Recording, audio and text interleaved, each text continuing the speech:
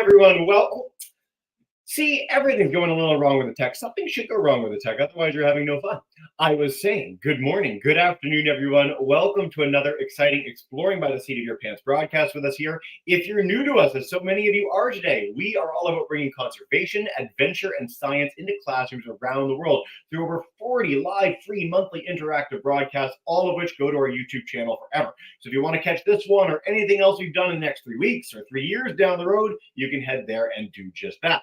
Now, today's exciting for a number of reasons. Number one, we are in our home stretch. We're in our final few weeks of broadcast after over 400 shows in the 2023-24 school year alone. It's been such a wild ride as we've gotten to showcase the coolest scientists and explorers on planet Earth. Secondly, it's kind of bittersweet because we are wrapping up one of my all-time favorite series ever, and that has been our Wild Hope series. So Wild Hope is an incredible PBS, HHMI, Tangled Bank Studios series featuring some of the most hopeful stories of conservation, ocean cleanups, great things being done to save the environment, habitats, and species on planet Earth. If you haven't had the chance to check out the series, go to wildhope.tv, go to their YouTube channel, check out our YouTube channel to see all the programs we've done. It's been a wild ride and everything from ferrets to oysters to axolotls and more all across planet Earth. It's been really one of my absolute privileges this year to get to join. Number two, before we go live with Dan, I'm going to highlight we have a Kahoot today. So if you're new to us, we like to do a little 4-question quiz between our talk and Q&A. So if you want to pull up this game pin as a separate tab, there'll be an extra opportunity to keep it engaging and exciting at the midway point of today's program. Now today, the reason that there's so many of you, over 360 kids from coast to coast to coast, is that we are talking with Dan Kooy from the Ocean Cleanup. The Ocean Cleanup is one of the most well-known programs on planet Earth working to make the world a better place. And as you may know, they work to clean up the ocean. Their name is very descriptive, making sure that we don't have ocean plastics littering our beaches, littering the middle of the ocean all over the planet. This is a global issue and one that I think pretty much everyone on planet Earth is on board with helping solve. So without further ado, I'm going to bring in Dan, say hello, play a little clip from our Wild Hope episode, and we are going to get underway with some fun. Dan, thank you so much for joining today, man, and welcome to the broadcast. Thank you, Jesse. Glad to be here. It's an honor to be here, actually. Any opportunity I have to come talk to this many future leaders is great for me and great for this world. So thanks for having me. And on behalf of the Ocean Cleanup, I say hello to all of you. It is really, as you said, ocean leaders and people working to make the world better. And kids these days know these facts. They're full of knowledge. They're full of excitement. There's never been a generation that's been more active on helping the planet than that of our students today. And so you hit the nail on the head. It's so exciting to have them. And I want to set them up with a little primer. So Dan, if you're good with it, I'll play our little clip and then you can dive in with your presentation from there. Let's do it. Perfect. All right, folks, here we go. A little 1.5 minute teaser from Wild Hope.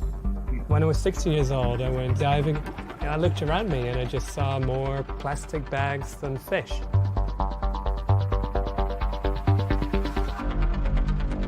This plastic is breaking down into smaller and smaller pieces, which then gets into the food chain, which includes the 3 billion people that rely on seafood as their primary source of protein. This was so shocking that I asked myself the question, why can't we just clean this up?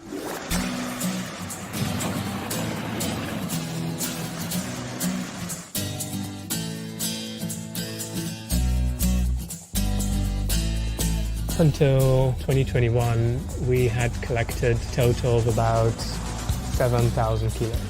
Now that's an amount we're now collecting in 1.5 days from the Great Pacific Garbage Patch.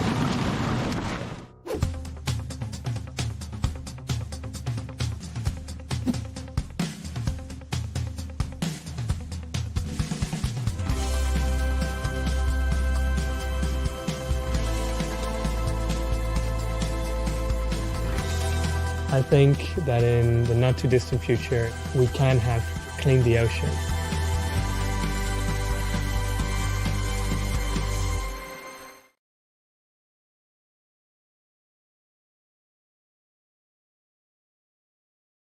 Jeez. Sorry for some of my tech troubles, folks. No, this doesn't usually happen. Dan, it is such an exciting project and one that is so full of hope. And I know that your role is getting to bring this story to a really wide audience. So if you want to dive in and share more about your work, about the Ocean Cleanup, you can bring up our presentation and we will literally and figuratively dive in together. Yeah. Sure. So I started out my career as a photographer. My dream, as you can see behind me, was always to, take pictures and travel around the world. And in 2017, I was given the opportunity to uh, meet Boyan Slat, who, as you just saw in there, is the CEO of the Ocean Cleanup. I was working for CNN. I'm sure you've heard of CNN. They're based out of Atlanta. I worked there for about 15 years, and I was doing a piece for CNN about the ocean cleanup. And so I met Boyan, and we sort of hit it off. I produced a few pieces about the ocean cleanup and the mission that they were on at the time, which was just starting. It was just an idea, as you heard from Boyan. When he was 16 years old, he went on a scuba diving trip to Greece, where he saw more plastic bags than fish. And such a simple question, why can't we just clean this up? And here this guy starts an organization that now, many years later, is actually cleaning it up. And I've had the honor over the last 7 years to document everything that has gone on, both in the ocean, on beaches, and in the rivers. Our mission is to rid the world's oceans of plastic by the year 2040. And we do this in two ways. The first way that we do this is, as you saw there with the two vessels that are in the Pacific Ocean, we are cleaning the legacy plastic.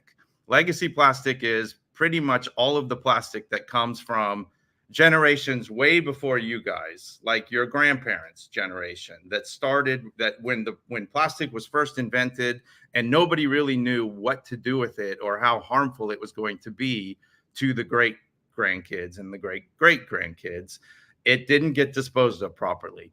So our first goal is to get rid of all of that. So that's why you see us out there in the Great Pacific Garbage Patch right now, and we are pulling out, as Boyan said, just tons and tons of trash every day. So that's the first thing. The second thing that we're doing is we are what we call intercepting the plastic.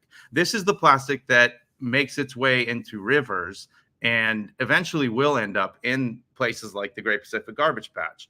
There are 5 gyres around the world, and the biggest of them is the Great Pacific Garbage Patch. And this floating island of trash, not like you kind of think of an island where you can walk on it, but it is a massive area, about 3 times the size of France, or for all the Americans here, 2 times the size of Texas. So if you can picture how big Texas is, you picture this floating area that is almost like, we like to describe it as kind of a plastic soup.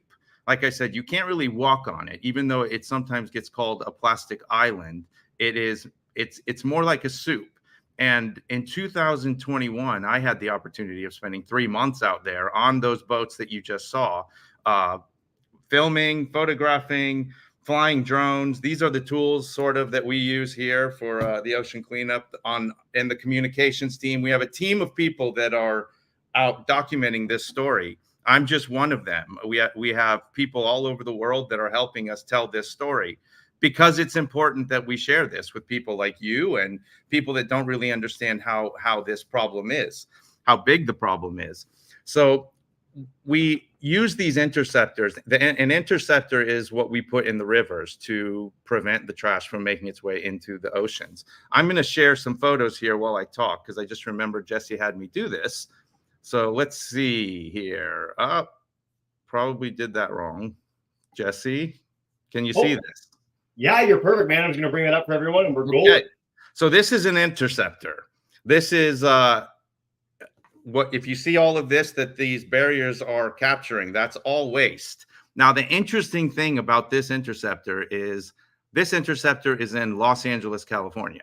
So a lot of people associate these problems with countries that are, all smaller countries that may not be as popular or as rich as some of the other countries. But this is a global problem that is happening even in the backyard of North America. In one of the cities that you think of Los Angeles, and you think of Hollywood, and you think of actors, and you think of Disneyland and beaches. You don't think of this much trash coming down one of their rivers and needing to be intercepted before it makes its way to the Great Pacific Garbage Patch.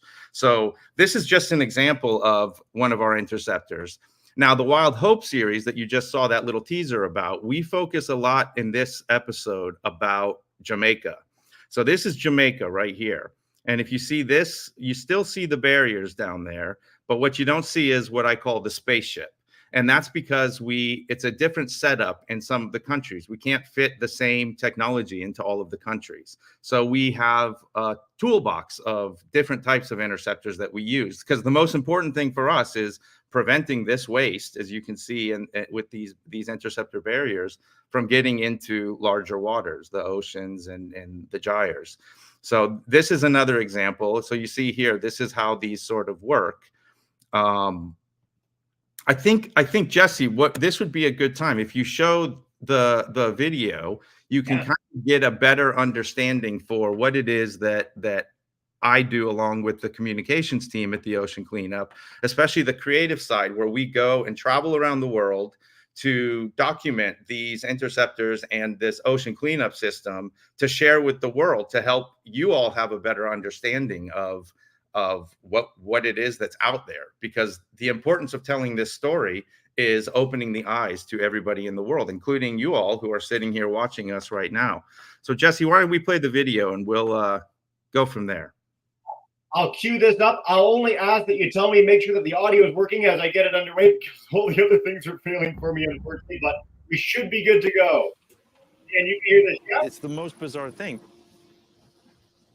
I just was in a boat for 5 days, and now I'm sitting here and I'm seeing a huge chunk of plastic floating around. Then I'm seeing a piece of a car floating around. Then I'm seeing a tire, and I'm seeing a buoy, and I'm seeing a fishing net. This problem needs to be solved. Yes, we're going to clean up the Great Pacific Garbage Patch, and we will have a heck of a story behind it. My name is Dan Kooy, and I work for the Ocean Cleanups, and I've been with the Ocean Cleanup for just over 5 years now. And I'm sitting with a dude I met 5 years ago. My name is Florent Beauvert, and I'm the head of creative and documentary productions at the Ocean Cleanup. All right. How do you like this shot? Look. My role is to document the stories of the Ocean Cleanup and make sure we create powerful and engaging content for the audience. Spare no expense. We spared no expenses. The reason we are here is to capture the plastic tsunami that we've been promised. We, as an organization, are on a mission to rid the world's oceans of plastic. The way the Ocean Cleanup tries to achieve this mission is by developing and scaling technologies to deploy in rivers and also in the open ocean. We are about to tow Interceptor 007 from the Coast Guard base to Boyan Creek. The Interceptor is kind of a floating garbage truck that you place at a strategic position in a river, and then it just waits there for the plastic to come to it and then extract it automatically and dumps it into dumpsters. 80% of the plastic that is on beaches comes from 1,000 rivers around the globe. So by intercepting the trash with our Interceptor 007, we will be saving a lot of plastic and waste from making its way onto these beaches. Meanwhile, I'm going to try to not die in potentially the most toxic river on the planet. This is not an event. This is not something that should actually be happening. I actually went to the Great Pacific Garbage Patch on an offshore mission in 2019, and that's the first time I actually saw the problem with my own eyes. When you are there and you're in the middle of the ocean and you're seeing toothbrushes and fishing nets and nothing makes sense. We have done a hell of a good job causing damage to our planet. This is the only Earth that we get. If we mess this one up, there's no second chance. This entire organization started when a 16-year-old kid, our CEO and founder now, Boyan Slat, went scuba diving in Greece and saw that there was more plastic bags than fish. And that just blows my mind. Something so clear in his mind, what he wanted to do at such an early age. We've been developing technology to rid the world's oceans of plastic ever since Boyan had this idea. That for me is really mind-blowing.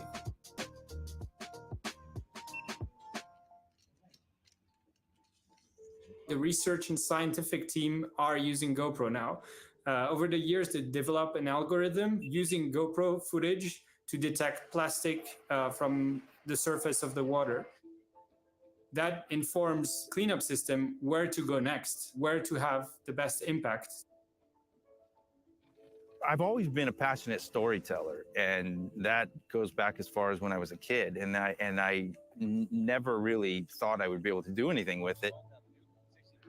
Sort of thinking, you know what, there's got to be something out there that I could use my talent for and make a difference on this planet.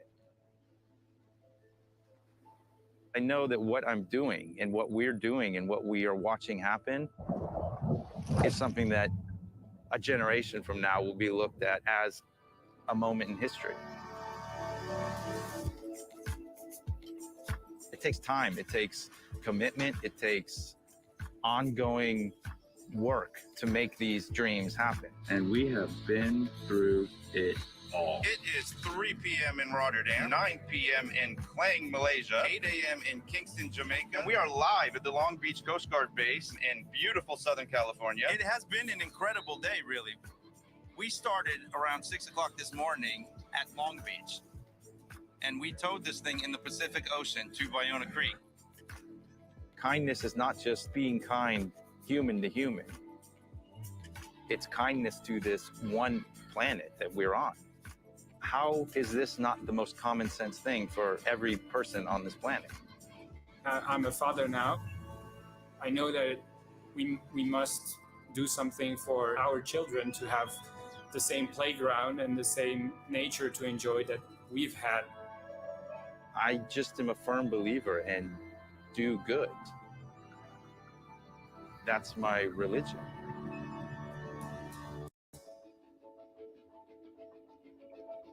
Oh.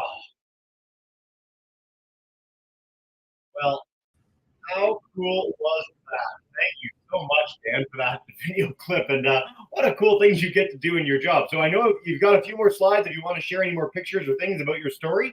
But that was magnificent. Thanks for that, man. Yeah. So I think that video is one that was produced. Well, obviously, everybody knows GoPro, and it's a good example of showing what it is and the importance of why we also document this problem that's out there in the world.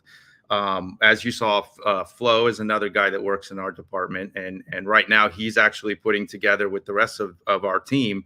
We're actually going to be doing our first live broadcast of one of the trash dumps in the Great Pacific Garbage Patch. So we'll get you guys a link for that, but you can watch it's actually offload number 100, which is kind of a big thing for us. Like I said, I was out there a few years back, and that was offload number 1 where we started with. So we have 100 of these under our belt after this live stream that is going to be on YouTube. And for me, it's cool because it makes me look back and think like this is something that is working, and that we have a team of people that work for this organization. We have over 140 people that work for the ocean cleanup all over the world. And what they're doing out there every day, it's engineers and operations people, and it's an organization. So it even goes down to office managers and people keeping the office clean. It's a whole massive machine that needs to happen. So one thing that I always like to talk about with kids when I go speak at schools is like, you can be a part of this in so many ways. I mean, if this is something you are passionate about and you want to help rid the world's oceans of plastic, but you don't think you can engineer an interceptor or come up with something, there's other ways that you can help solve this problem, even as simple as obviously recycling plastic. So one of the things that sparked in my mind when I was out there that I saw is this. You all saw this thing floating in the Great Pacific Garbage Patch. This is everyone knows what this is. We use these all the time, but I wouldn't use this one. Things like this, just making sure that we get these to the right place is so important to this issue that we have out there. This is something, as I said earlier, that I think generations prior to us, they didn't want this to happen. They just didn't know. Well, you all are the lucky ones because you can see the videos, you can see the problem. You can go out anywhere, even in the US or Canada or wherever, and see this problem. It's in our face. We go to the grocery store, and how many times do we buy things in the grocery store and they give it to us and it's something that's wrapped in plastic, and then they put it in a little plastic bag that you carry out.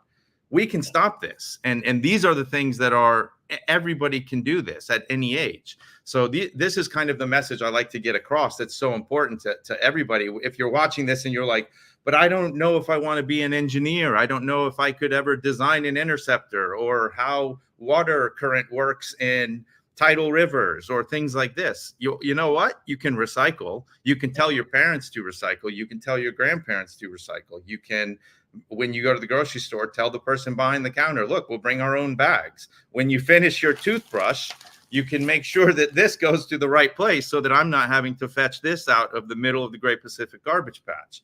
So it's just little things like that we can do. So yeah, it's been a ride for me over the last 7 years, and I've gotten to see things that both are amazing as well as super sad. There's been times where I'm sitting on the front of one of these interceptors in a river like the Klang in Malaysia. And I just sit there and I'm watching and I'm like, this is amazing that this interceptor is working. All of this trash is coming, but when is it going to stop? And I'm just sitting there and I'm just watching and watching and watching. And it's happening just 24 hours a day, 7 days a week, nonstop trash. So we need to do a lot more. And that's where we as the Ocean Cleanup look to our followers and our supporters for you all to share the story, for you all to do whatever you can do to help us. I mean, we have so many things out there. We have a fundraising page that's out there. You might want to do like a bake sale or a marathon or something to help support the Ocean Cleanup. You can watch our offload live on YouTube tomorrow and send in a message like, I want to do this, or thank you for what you're doing. You can wave to Boyan Slat, our CEO. He loves this stuff. So anything like this that you guys can do, we greatly appreciate, because we are a nonprofit. So that's another important thing, is like, we survive off of the help of every other human that's on the planet. We aren't like this massive money-making machine that's just looking to make money off of cleaning up plastic. All we want to do is just make this planet cleaner, so that when you all have kids and grandkids and there's somebody sitting there talking to students in the year 2900, whatever, like my math's not so good, they're saying, look, this generation in history, when we look back at it, if it wasn't for the Ocean Cleanup and for all the other companies and organizations that are out there helping to do this, we wouldn't be where we are. And this goes with every problem. This can go for global warming. This can go for saving animals. This can go for anything. It's you're the generation that is making the difference. Like Jesse said earlier, I mean, the access you all have to technology, and to be able to share stories, and to be able to, technology is so incredible now compared to when I was a kid.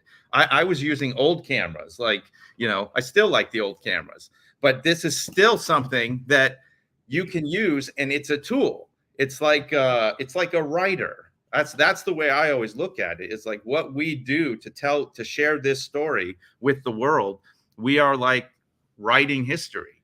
And that's what sort of inspires me to help inspire you to think about the next phase of this. So, well, I was just going to say, I mean, you've done such an amazing job with this. And for our student context, I mean, we've done 3,500 broadcasts. We've had conservationists and amazing campaigns all over the world. And the scale at which the Ocean Cleanup, like, I remember when the Ocean Cleanup came onto the like when people started hearing about it, and to have gone so far in such a short period of time and to get to a position where you have 140 people working to make this possible and you have interceptors all over the world is incredible. Like, it's pretty much unprecedented to have this much success in telling that story, getting people invested. And it's an issue that lends itself to it. Again, no one looks at a beach covered in plastic and goes, good. We all recognize that's an issue. We all want to take part. And as you noted, kids in these classes can do just that, which is so, so exciting. So I'll let you share a few more pictures, and then we're going to dive in with our Kahoot and give our class a chance for questions, because I know so many of you already have them. You're chomping at the bit, I can see, which is great. Yeah, so here, I don't know if you're sharing my screen right now, Jesse, but Yeah. you just mentioned that dirty beach, and this is an example of one of the beaches. This is a beach in the Dominican Republic that I went to back in 2020. And it's photos like this that we send out to sort of inspire for people to see, like, this is the way that it is. And so this, but then this also helps us in the future when there's another toothbrush. Toothbrushes are like one of the craziest things that seem to, wherever I go in the world, it proves that kids are doing good by keeping their teeth clean, but I don't think we're doing so good as in disposing the toothbrushes to the correct places. So we can do better with this. This is also in the Dominican Republic. So this is the Rio Ozama. This is where we have interceptor number 004. And that interceptor has been out since 2021, and it's doing incredible work down there. We're expanding down in the Dominican Republic. This is again in Jamaica. So this is a gully in Kingston, Jamaica. And this is where I really want you to watch the Wild Hope series when it comes out, the episode on, because we focus a lot on Jamaica and what we're doing down there. It's a very cool story. Kingston, Jamaica has a gully system that runs through the city. And unfortunately, the waste management is just not so good. And a lot of the waste ends up in these gullies. And then, of course, when it rains, it all ends up in the harbor, in Kingston Harbor, which then makes its way to the Caribbean. This is our most recent interceptor. This is interceptor 019. This is in the Chao Phraya River in Bangkok, Thailand. I just came back from there a few weeks ago, where we just did a little event there to kind of an inauguration. Whenever we put these interceptors in the water, we have a lot of partners and a lot of people that get really enthusiastic about this because they know how important that this is to their country. So Boyan came out. I was out there. We kind of turned the key, so to speak, on this one to get this one going. So now this one is also pulling out a lot of waste from the Chao Phraya and preventing it from making its way to the ocean. This is again down in the Dominican Republic, but you get the idea of how these work. The barrier system is what reaches the land, and then that's what kind of funnels the waste towards this conveyor belt. And I really encourage you all to go to our YouTube channel and to watch the videos. You'll learn so much more. And again, that's the purpose of what I do and what the team in the communications does for the ocean cleanup. We want to share with the world. You can't all go here. This is in Klang, Malaysia. Well, not every one of you will ever get the opportunity to go to Klang, Malaysia, but you can go to the YouTube channel and watch this interceptor 002. This was the second interceptor that we built and deployed, and you can watch the entire story of how this was built from beginning to end and how it's picking up trash. So it's just an example of again what we do. This is down in Guatemala. So Guatemala is an interesting story. We have interceptor 006 there, which is a barricade, and you see this here. And this interceptor alone is the amount of trash that this is pulling out is incredible. Just in the month of May, we pulled out 2 million pounds of waste down there in the Rio Las Vacas. The Rio Las Vacas is the river that makes its way to the Rio Motagua, which then makes its way into the Caribbean Sea. And we have a lot more that we're going to be doing down in this country, because this is one of the main, this is a really bad river down there that's causing a lot of issues. So this is one that we would like to conquer, and we think we'll see the most impact in the Caribbean Sea by just stopping the flow of this waste from making its way down to the Rio Motagua. This is a drone shot that I took when I was out in the Great Pacific Garbage Patch. Again, you've seen these shots. You see these all over when we're talking about the ocean cleanup, because not everybody can go out to the Great Pacific Garbage Patch. So we see the importance of having people out there to document this, to share, for history, for all of these purposes, to get this out globally so that people understand that it's not just a problem, but we also have a solution. So this is a close-up. We're in a little boat right here, and we just pull up to, this gives you an idea of how this looks close up. And again, I really want to push y'all, watch this live stream tomorrow. Jesse will share the link, and you'll see exactly how this happens. There's, again, this is that toothbrush I just showed you. I grabbed that out. Some people go places and get souvenirs. When you go to the Great Pacific Garbage Patch, this is about the only souvenir that you can get. And they're everywhere. It's just incredible to see these things. So this is a little taste of what the offload will look like tomorrow. And it's something, I'll tell you. When you see this, even watching this live, I'm excited to watch it live, because even watching this on YouTube is an incredible experience. But you can also imagine what it feels like. You can see that little blue helmet down there on the left with the camera. That's me filming this. And when this trash hits that deck, you feel it. It rattles, and it's a lot of waste coming out. And then you sit there and you're so excited and the adrenaline's hitting, but then you realize that it's so sad, because this is coming out of a place that it's literally 12 to 1,300 miles from the closest land. So then you sit there and you think, wait a minute, this isn't right. How did this end up out here? This shouldn't be out here. This is a 5-6 day boat ride in the middle of the ocean. I shouldn't be seeing crates and pieces of cars and all of this stuff that's floating out there right now as we speak. So it puts a lot in perspective when you see this, and I hope it puts a lot in perspective when you watch it live as well, or when you just watch the YouTube videos, just to understand that this is what's out there. But this is our solution, the ocean cleanup. That's what we're doing out there. And like I said, the amount of waste we're pulling out is incredible. We've already pulled out 24 million pounds of waste, and that's just the beginning. We're just scratching the surface. So years to come, it will be a lot more. And as we expand, this is also just one gyre. As I mentioned before, there's 5 total. So we have 4 more that we need to conquer as well. And so how we're going to do this, we're going to scale up. So we've been testing with this one, and we pretty much have it down to a science, so to speak. And in coming years, you'll start seeing more and more and more and more of these, not only in the Great Pacific Garbage Patch, but also in the Atlantic and down in the South Pacific and all over the world where these gyres are. So keep following us. Keep following the story. We'll keep throwing it out to you. We love it. Follow us on Instagram. Follow us on Facebook. We're everywhere. We got to get this story out there. I am so excited to help share this story out there. And Dan, you and I can talk about this later, because I know there's more that we can cover in any one broadcast. But I want to make sure we have a nice long time for Q&A and for our Kahoot today as we dive in more with the story. I will certainly be getting that YouTube link to all our classes. And classes, please do get me additional questions. If you don't get your questions answered today, I'll get them to Dan after the fact. I'll track down those answers for you. We want you to be involved, because it's a really, really exciting story.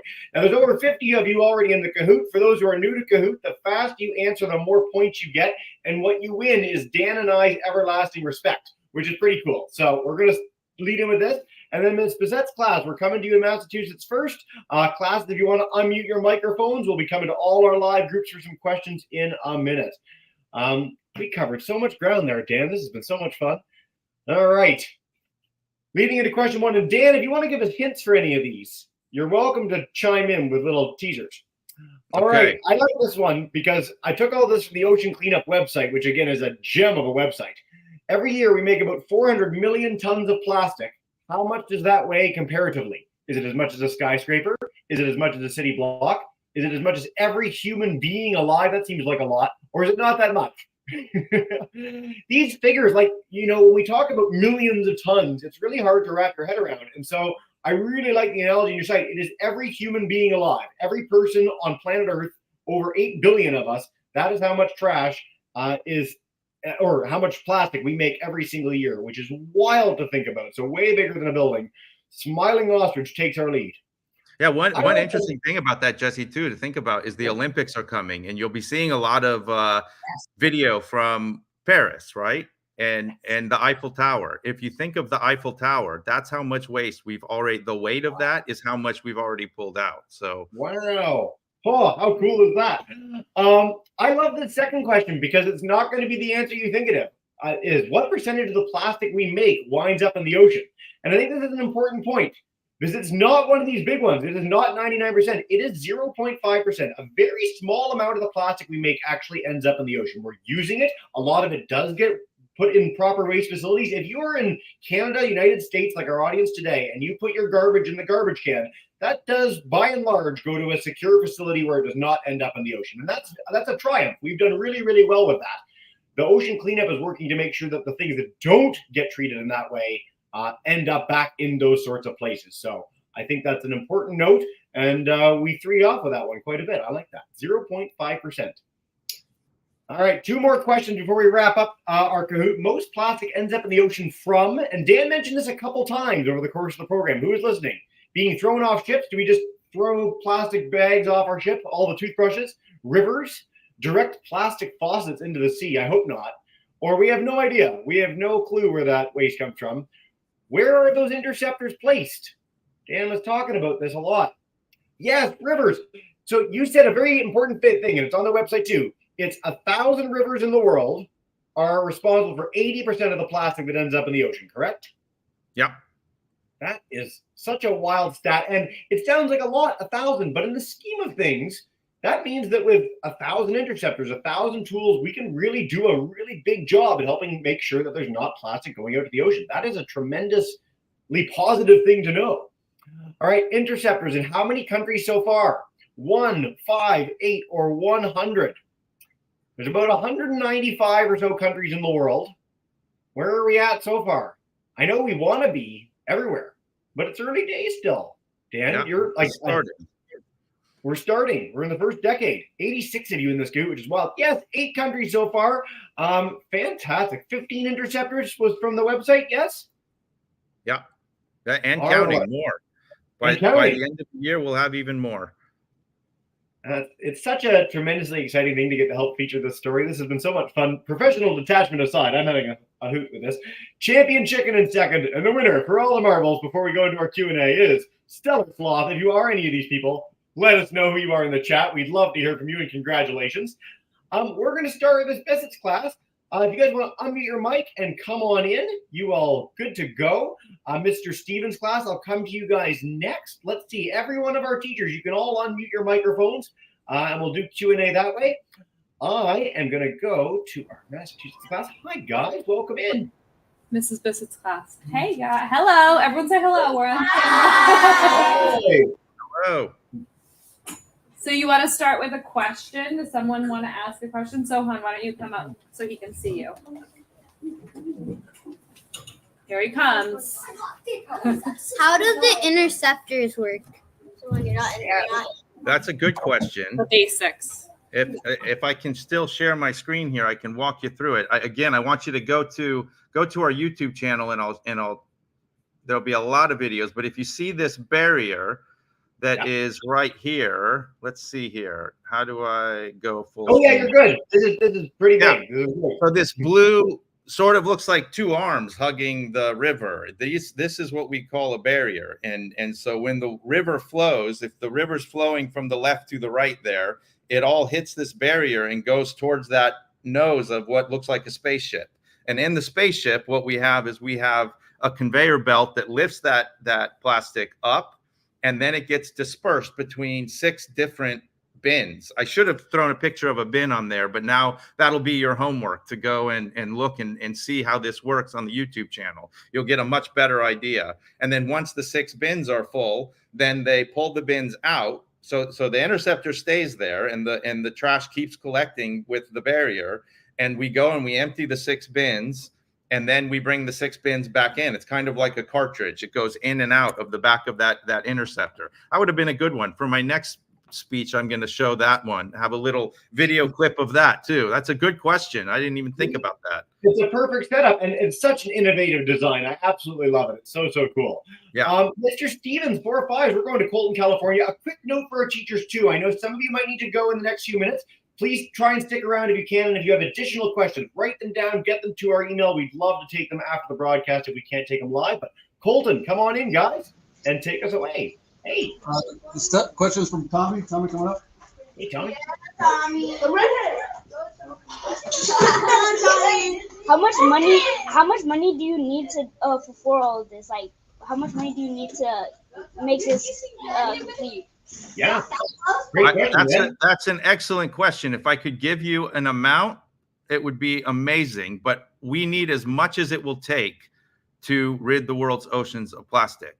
There's not really a set price for this. What we'd like to do is just keep it. Our goal is to rid the world's oceans by the year 2040.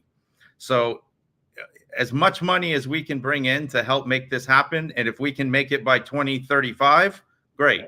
If we can make it by 2030, even better. So but that does all take money. And so we do work with, as I said, we're a nonprofit. So the money that comes in, we use only for ridding the world's oceans of plastic, however that looks. And we also have partners that we work with, and that helps as well. We have, there's even a band named Coldplay. I don't know if you're familiar with Coldplay, but Coldplay has bought an interceptor. And there's more coming from Coldplay in the future as well. So keep following us and follow Coldplay, and you'll see even more stories coming in the next month.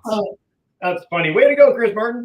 God, that is, it's a great question. I'm so glad when we get these queries, because it is, every interceptor we build, every ship that we send out to the ocean, every staff member that's needed to make this possible does require money. But it's all going to a great cause, and this is something that we come to in a lot of our conservation programs. So thank you for being willing to ask that, Mr. Stevens, student. On this Boyan's class, we're going to head to you guys. Gems World Academy, Miss Breton, we're coming to you. YouTubers, I'll try and take a couple if I can. Come on in. Miss Boyan. Hi, fifth graders. Hi. Hello. How are you? Good. I'm good. I just wanted to ask a question about the interceptor.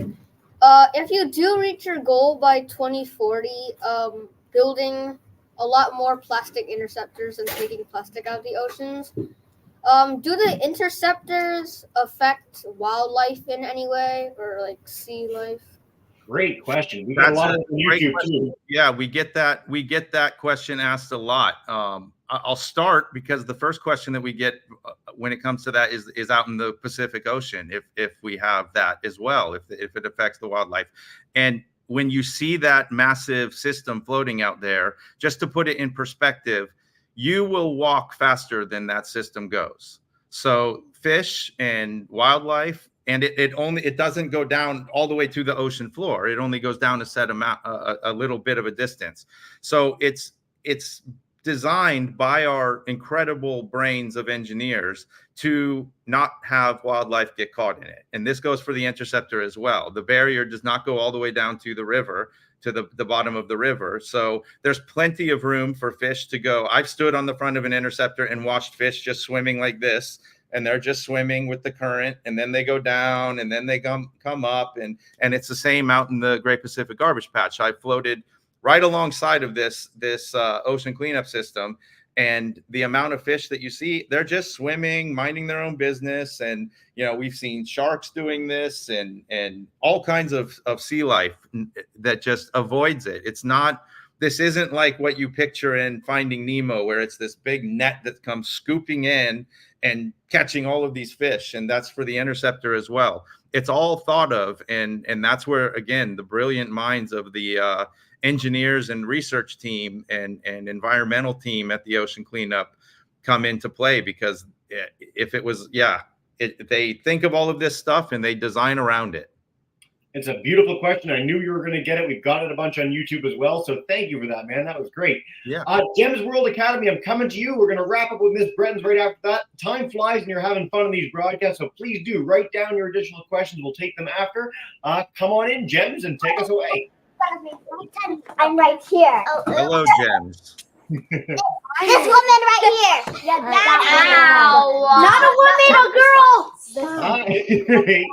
Someday. Where do we put the trash?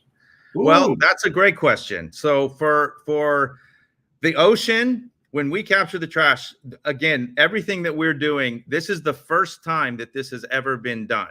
So we don't really have a sort of blueprint to follow. So the things that we are doing, in the same way that we experiment with the technology to build interceptors and build these ocean cleanup systems, we've been experimenting with that exact question. Well, now what do we do with the trash? So a few years ago, we did this experiment, and it's funny you say that because I just have this sitting right here. I'm going to show you something that we did with the trash from the early days of the ocean system. So if you look here, I'm pulling out a pair of sunglasses. You see this? This is ocean trash. So this gives you an idea of what we can do with the ocean trash. And we have an entire team at the Ocean Cleanup that is working on this question. What else can we do with the ocean trash? And we have a lot of things coming that I'm going to want you to follow us in the coming months, because you'll be hearing a lot more about that. So just to answer your question, we do have an answer, and you'll be learning a lot more about that, because we definitely have enough trash to start doing some pretty cool things with, even cooler than these super cool looking sunglasses. No way. Dan, those are pretty cool. We've actually featured Burrio as a company that does sunglasses and skateboards and other things in the past. So it's this golden age of creative possibility in cleaning up oceans, making it user friendly for us. This has been so much fun. Dan, I wish we could talk all day long. I've got to run to another broadcast in a minute, but I want to wrap up with one from Miss Brenton's class before I bring in all our classes to say thank you and farewell to wrap up our Wild series. Which country have you pulled the most garbage out of? Guatemala. Guatemala. I didn't even have to think about it.